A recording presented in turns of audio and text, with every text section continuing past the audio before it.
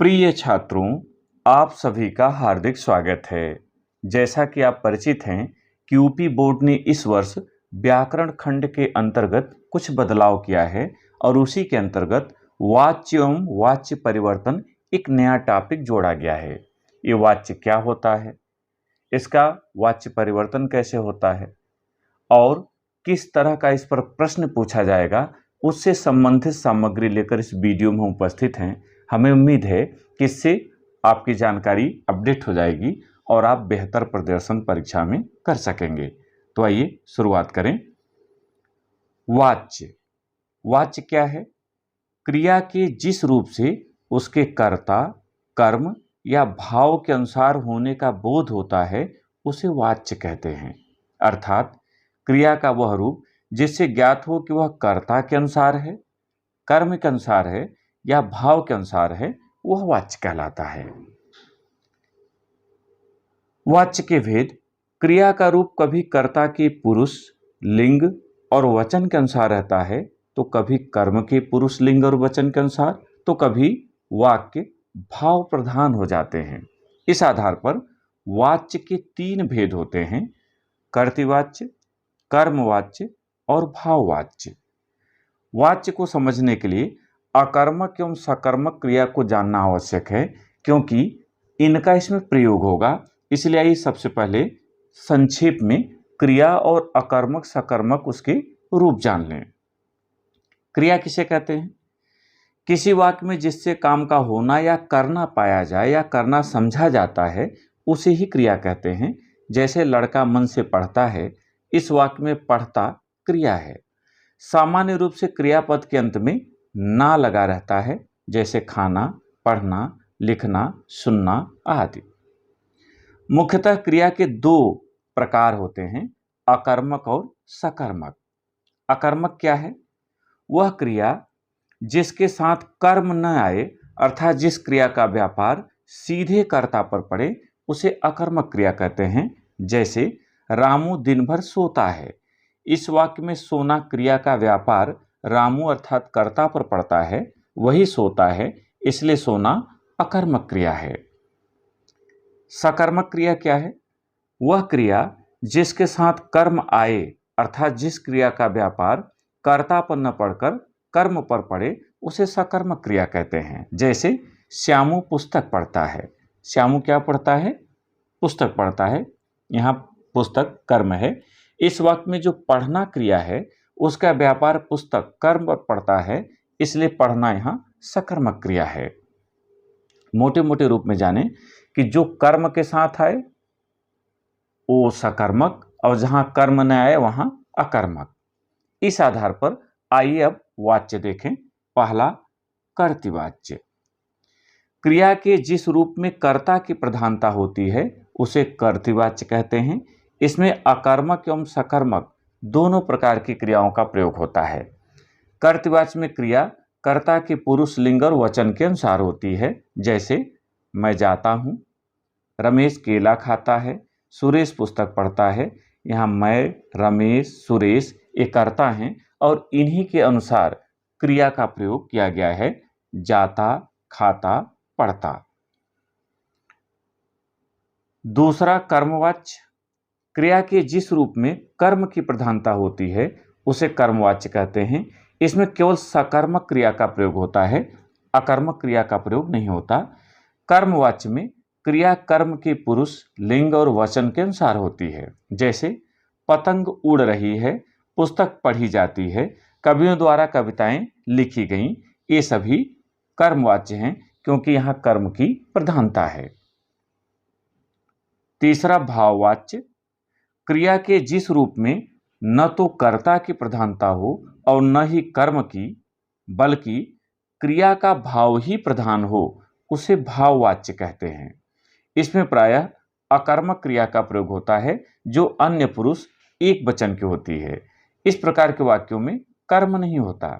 जैसे उससे चला नहीं जाता, मोहन से गाया नहीं जाता, मुझसे सोया नहीं जाता। अगर ध्यान दीजिए तो यहाँ जोर किस पर है? चला नहीं जाता, यहाँ गाया नहीं जाता, यहाँ सोया नहीं जाता।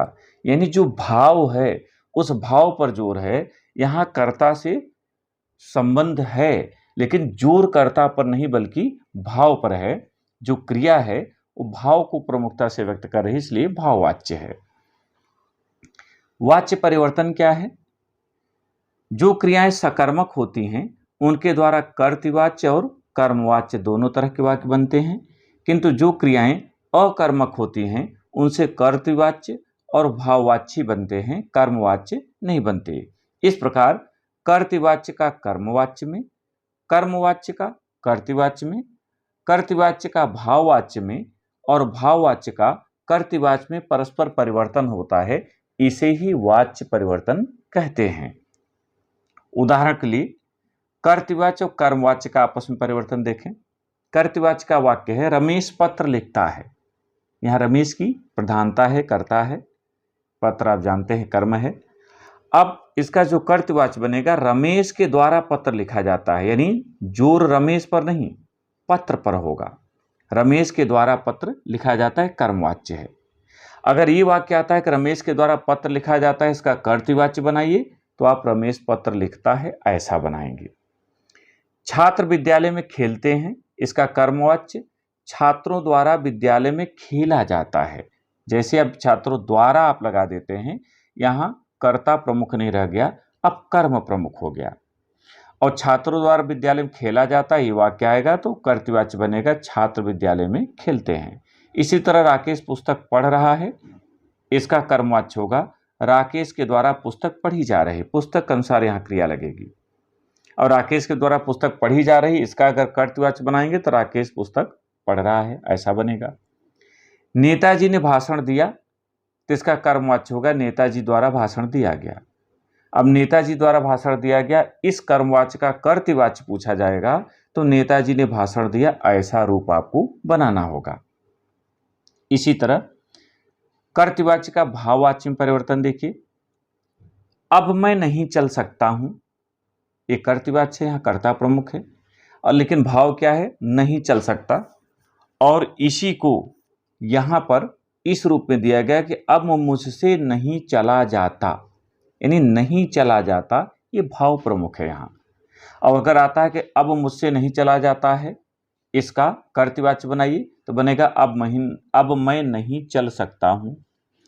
सलोनी नहीं हंसती, कर्तृवाच्य सलोनी से हंसा नहीं जाता, ये आपका भाववाच्य बनेगा। जितना यहाँ रहेगा उसी के अनुसार भाववाच्य बनता है।